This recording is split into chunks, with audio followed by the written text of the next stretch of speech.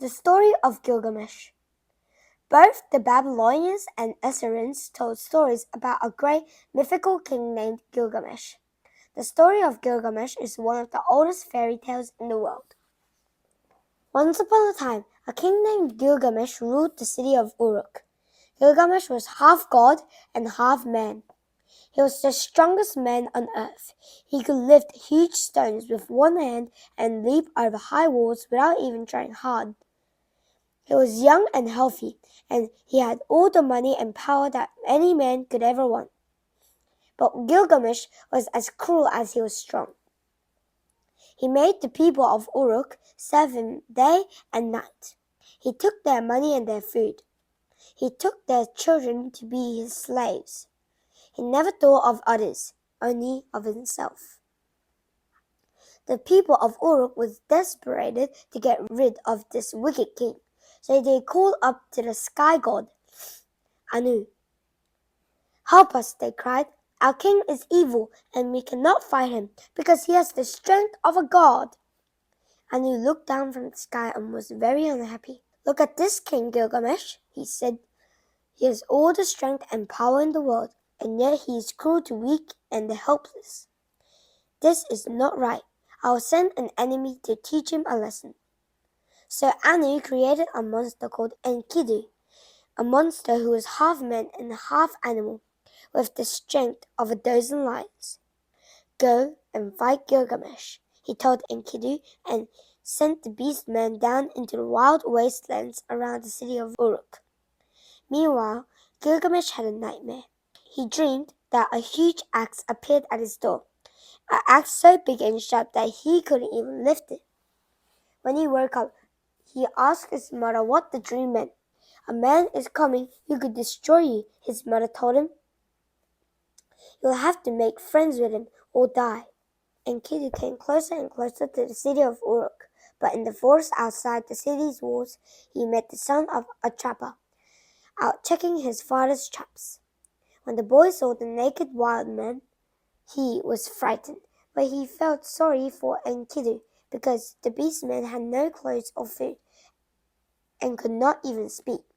So he took Enkidu home with him and introduced him to his friend, shepherds who tended their flocks outside the city walls.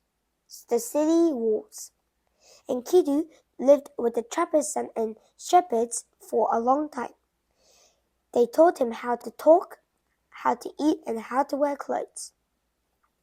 One day, Enkidu and his friends went into Uruk to the wedding of a great man who was giving a feast for the whole city. But during the wedding feast, Gilgamesh decided that he wanted the bride. He marched into the hall, grabbed the beautiful girl, and started to drag her away.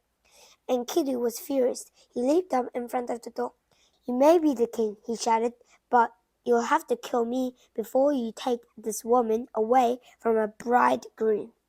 No one had ever told Gilgamesh what to do.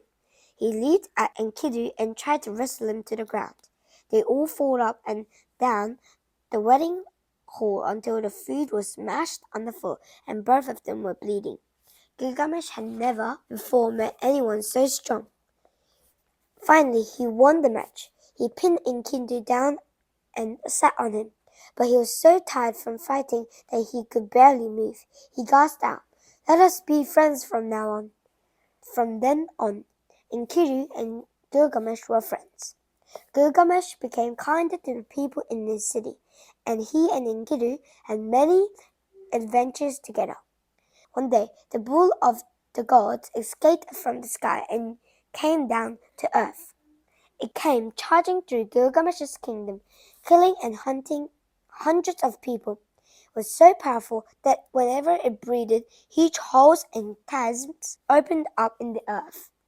The people called to Gilgamesh and Enkidu for help. Enkidu killed the bull and delivered the whole country.